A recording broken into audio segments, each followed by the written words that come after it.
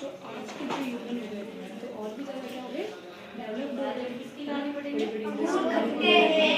एक लोमड़ी की कहानी। पहले मैं सुनाऊंगी, उसके बाद ध्यान से सुनना है। मेरी सुन रही है, उधर सुन रही भी खड़ा करके उधर छोड़ के फिर उसको कहानी सुनानी है, ठीक है? एक बार क्या होता है, एक लोमड़ी थी, वो जंगल में बैठ रही होती है, उसको इतनी तेज भूख लगी होती है, जल्दी कुछ खाने को मिल जाए, कुछ खाना खाना है।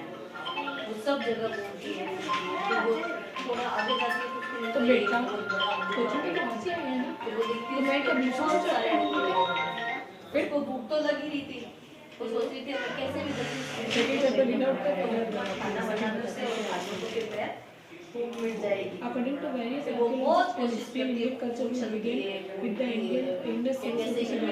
पीछे वाले चैप्टर में पढ़ेगा कि भारतीय जो संस्कृति है वो कब से स्टार्ट वो हुई ट्राई थी, करने के बाद जब सिंधु घाटी सभ्यता अस्तित्व में आई बहुत ज्यादा परेशान हो जाती है, लोगों को सभ्यता के बारे में पता चला। फिर परेशान ये तो अंगूर खट्टे हैं, Immersed in different part of countries such as Pakistan, Rajasthan, Kashmir and South and west part of।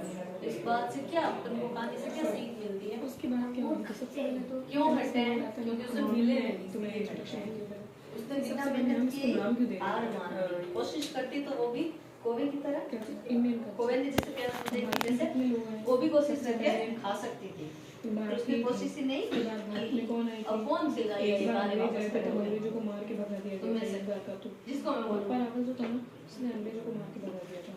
फिर उसके बाद कौन आए थे? मुगल आए थे।